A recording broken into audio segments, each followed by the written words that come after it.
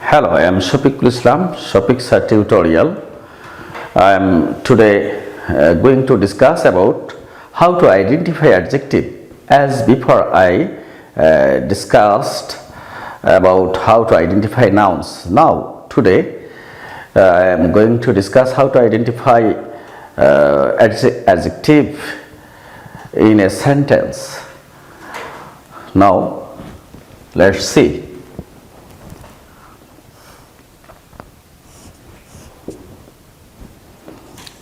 A man walking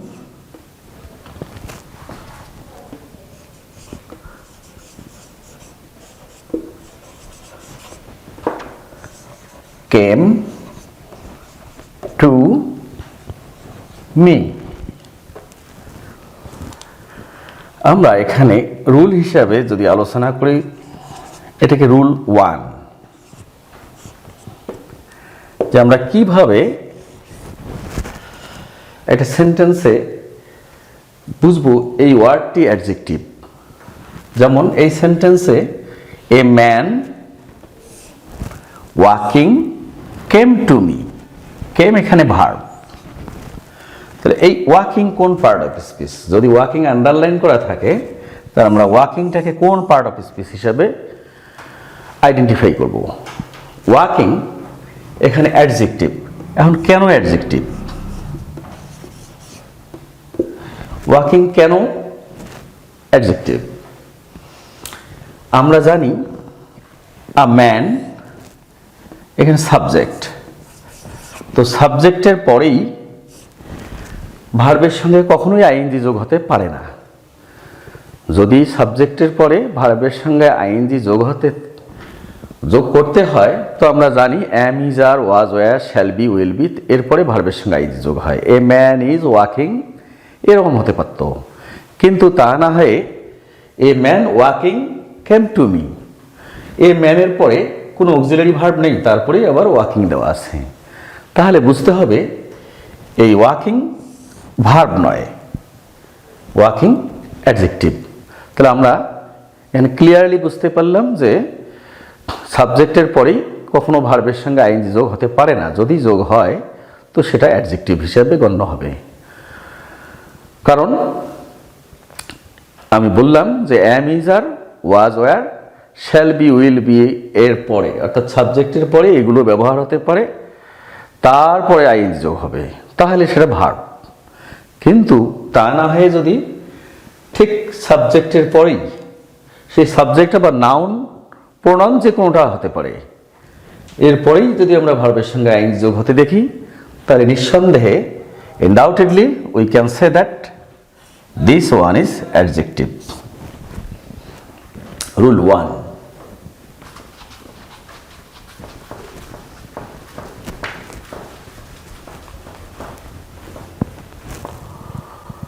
Rule 2.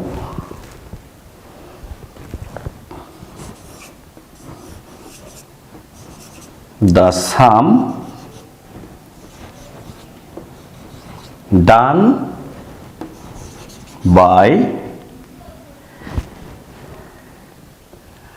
Onik is right. The sum, এবারে আমরা দেখতেছি সাবজেক্ট, দ্য সাম সাবজেক্টের জায়গায় বসেছে এবং এরপরেই দেওয়া আছে ডান। তো এটাও আমাদের ভালো করে জানা আছে যে সাবজেক্ট থাকুক শুরুতে বা অবজেক্ট থাকুক সেন্টেন্সের শুরুতে, এরপরে অর্থাৎ সাবজেক্টের পরেই কখনোই আমরা ভার্বের পাস্ট পার্টিসিপল ব্যবহার হতে দেখব না। অর্থাৎ ইন জেনারেল সেন্টেন্সে এরকম হতে পারত যে he has done the work, we have done the work, এরকম। কিন্তু এখানে দেখা যাচ্ছে দ্য সাম, দ্য অবজেক্ট, এই অবজেক্টের পরেই ভার্বের পাস্ট পার্টিসিপল। তাহলে এখানে বুঝতে হবে এখানে the some was done, The sum was done by Onik, but the sum is done by Onik. কিন্তু এই সেন্টেন্সটাতে ওয়াজ বা ইজ কোনোটাই নেই। তো এইরূপ ক্ষেত্রে যদি সাবজেক্ট বা অবজেক্টের পরেই যদি ভার্বের পাস্ট পার্টিসিপল ব্যবহার করা হয়, সাবজেক্ট বা অবজেক্টের পরেই যদি ভার্বের পাস্ট পার্টিসিপল ব্যবহার করা হয়, তাহলে ধরে নিতে হবে এটি ভার্ব নয়, এটি অ্যাডজেক্টিভ। এই সেন্টেন্সটির বিস্তারিত বিবরণ দিতে গেলে আমাদেরকে পার্টিসিপলে যেতে হবে। পার্টিসিপল কত প্রকার, পার্টিসিপল কি, পার্টিসিপল সম্পর্কে বিস্তারিত আলোচনা করতে হবে। আমি এ বিষয়ে পরবর্তী ভিডিওতে আমি আলোচনা করব। পার্টিসিপল কত প্রকার, কি কি বিস্তারিত আলোচনা, সেখানে বোঝা যাবে আসলে এর কেন অ্যাডজেক্টিভ, ওখানে ক্লিয়ার কনসেপশন, ক্লিয়ার ধারণা পাওয়া যাবে।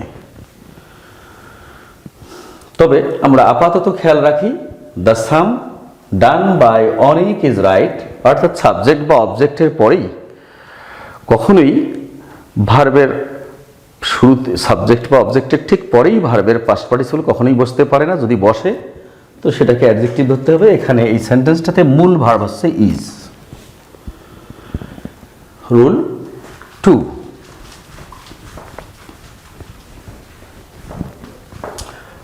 আবার rule 3, I saw the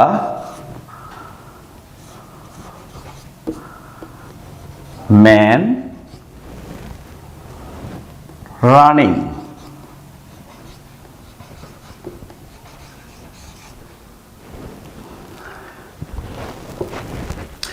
I saw the man running, এই সেন্টেন্সটিতে দেখা যাচ্ছে রানিং।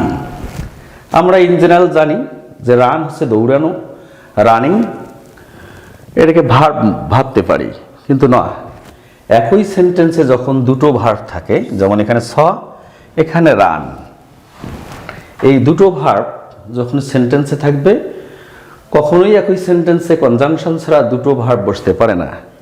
যদি বসে তাহলে পরবর্তী অথবা পূর্ববর্তী ভার্বের সঙ্গে আইএনজি যোগ করতে হয়। সেটা মিনিংফুলি করার জন্য দেখতে হবে যে শুরুতে আইএনজি করলে ভালো হবে নাকি পরেরটাতে আইএনজি যোগ করতে হবে। I saw the man running, আমি লোকটিকে দৌড়াতে দেখলাম।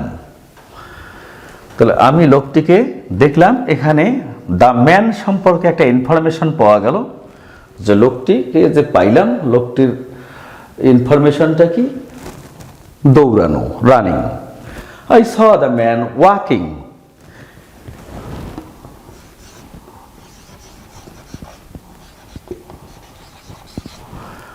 I saw the man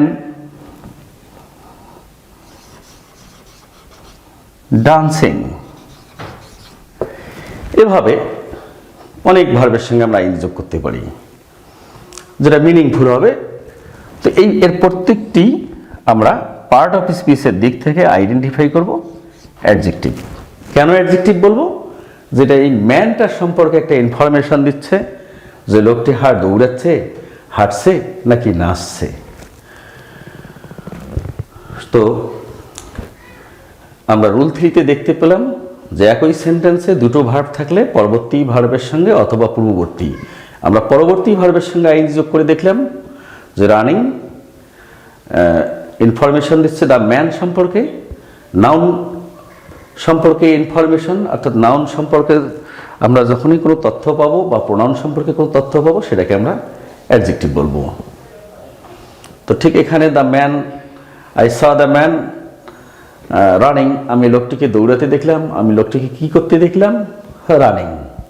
তার অর্থাৎ ম্যানটা কোন অবস্থায়? রানিং অবস্থায়। ম্যানটি কি অবস্থায়? ওয়াকিং। ম্যানটি কি অবস্থায়? Dancing. Okay, now all these verbs are now not verb, now they are adjectives. তাহলে রানিং আন্ডারলাইন করা থাকলে আমরা বলবো অ্যাডজেক্টিভ। অনুরূপভাবে ওয়াকিং যদি আন্ডারলাইন করা থাকে, এখানে দেওয়া থাকে ওয়াকিং, সেটাকে বলবো আমরা ভার্ব, সরি অ্যাডজেক্টিভ। এবং ডান্সিং এটাকেও বলবো অ্যাডজেক্টিভ। নাও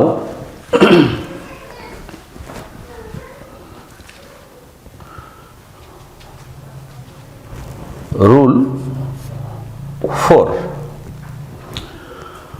রুল 4-এ খুব একটা সহজ বিষয়। আমরা জানি ওয়াটার নাউন, আবার ফুড এটাও নাউন। তাহলে ওয়াটার নাউন, ফুড নাউন। কিন্তু আমরা যখন দুটো নাউনকে একখানে করব,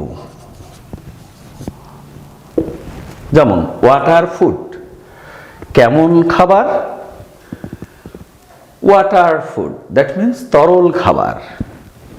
এই ফুড এখানে এখন নাউন, আর ওয়াটার আর নাউন নেই। এখন ওয়াটারকে আমরা বলবো অ্যাডজেক্টিভ। যেমন আমরা একটা সেন্টেন্স দিয়ে বুঝাই দিই, বেবিস লাইক ওয়াটার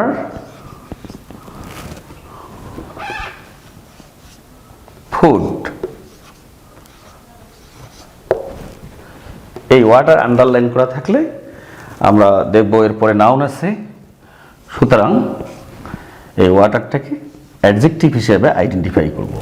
তাহলে এখানে ক্লিয়ার একটা কনসেপশন পাওয়া গেল যে দুটো নাউন কখনোই পাশাপাশি বসতে পারে না। যদি বসে তো পূর্ববর্তী নাউনটা অটোমেটিক্যালি স্বয়ংক্রিয়ভাবে সেটি অ্যাডজেক্টিভ হিসাবে গণ্য হবে, স্বয়ংক্রিয়ভাবে সেটা অ্যাডজেক্টিভে পরিণত হবে। যেমন কেমন খাবার, তরল খাবার।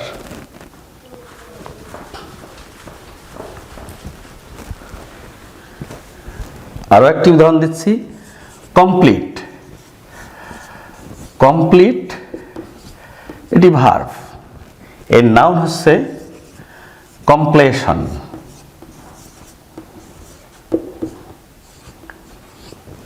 কমপ্লেশন এটা একটা নাউন। এরপরে আমি আর একটি নাউন দিয়ে দেখি, এক্সামিনেশন। কমপ্লেশন, এক্সামিনেশন। তাহলে এটিও নাউন, এটিও নাউন। তাহলে দুটো নাউন, আমি তো পূর্বেই বললাম যে দুটো নাউন কখনোই পাশাপাশি বসতে পারে না। যদি বসে তো পূর্বের নাউনটি অটোমেটিক্যালি অ্যাডজেক্টিভ হয়ে যাবে।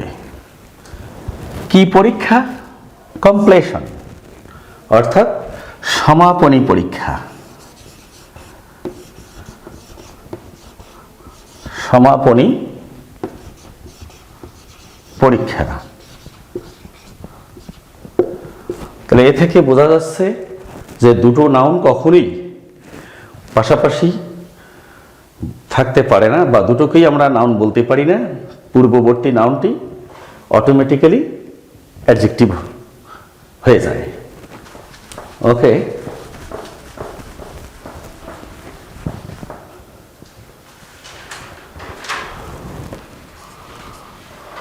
রুল 4, আমি নাউন আইডেন্টিফাই করতে গিয়ে পজিটিভ কেস গুলো আলোচনা করেছিলাম, সেগুলো আবারও একটু আলোচনা করি। His, her, your, there,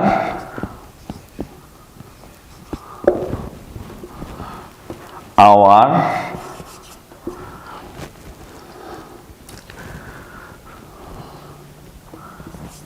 it's,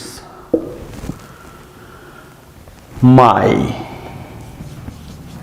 এই যে মাই, এই পজিটিভ কেস, এগুলোকে প্রত্যেকটাকে পজিটিভ কেস বলা হয়। এগুলোকে কেউ অবজেক্ট মনে করলে সে ভুল করবে। এগুলো পজিটিভ কেস। এই পজিটিভ কেসগুলোর পরে সর্বদাই নাউন বসে। আর যেহেতু নাউন বসে, তাহলে বোঝা যাচ্ছে এই পজিটিভ কেসগুলো প্রত্যেকটাই আন্ডারলাইন করা থাকলে আমরা বলবো এটাকে অ্যাডজেক্টিভ। উদাহরণ হিসাবে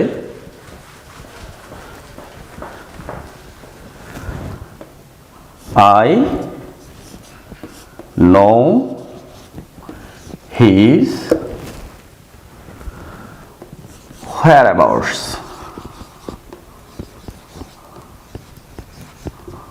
whereabouts that means address। ভাবতে পারেন যে whereabouts অর্থটা কি, আসলে ঠিকানা, অ্যাড্রেস। অ্যাড্রেস না দিয়ে আমি whereabouts দিলাম, তাহলে আই নো হিজ whereabouts। তো whereabouts বা অ্যাড্রেস যাই দিই না কেন, এটা নাউন। তাহলে হিজ এটা পজিটিভ অ্যাডজেক্টিভ, পজিটিভ অ্যাডজেক্টিভ। তাহলে বোঝা যাচ্ছে সেন্টেন্সে পজিটিভ কেসগুলোর পরে অটোমেটিক্যালি নাউন চলে আসে, আর নাউন যেহেতু আসে তো এই পজিটিভ অ্যাডজেক্টিভগুলো, পজিটিভ কেসগুলো বা পজিটিভ ওয়ার্ডগুলো প্রত্যেকটাই অ্যাডজেক্টিভ হিসাবে রূপান্তরিত হয়ে যায়। অ্যাকর্ডিং টু পজিশন আমরা পজিটিভ কেসগুলোকে সেন্টেন্সে অ্যাডজেক্টিভ হিসাবে পাবো।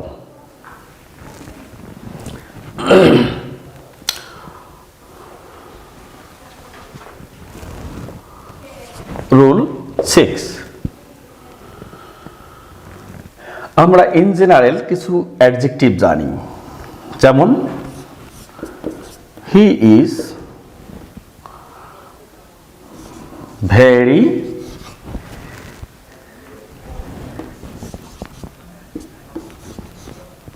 Talkative. He is very talkative. Talkative অর্থ হচ্ছে বাচাল।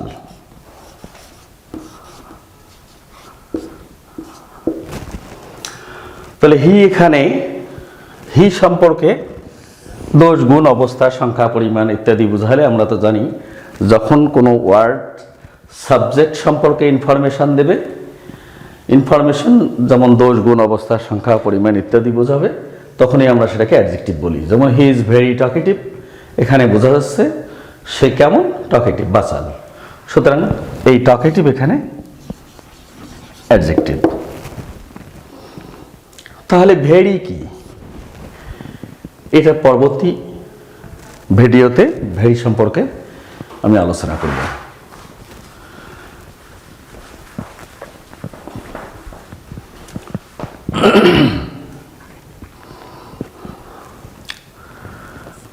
যেমন আর একটি দিতে পারি উদাহরণ, this is a beautiful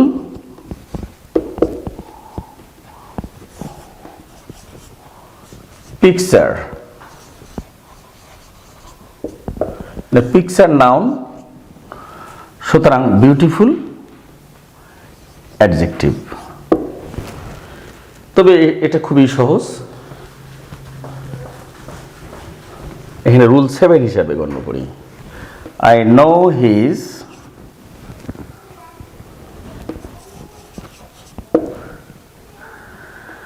Real address.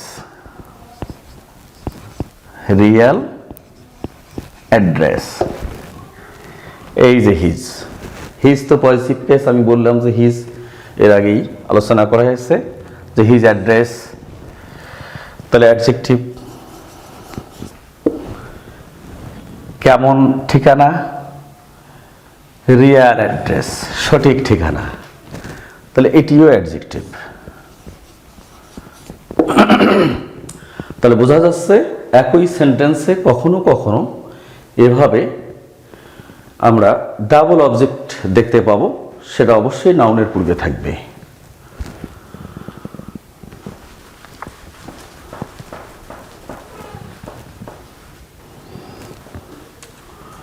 ওকে, আমি এই অ্যাডজেক্টিভগুলো আইডেন্টিফাই করার বিভিন্ন 7টি প্রসেস আলোচনা করলাম।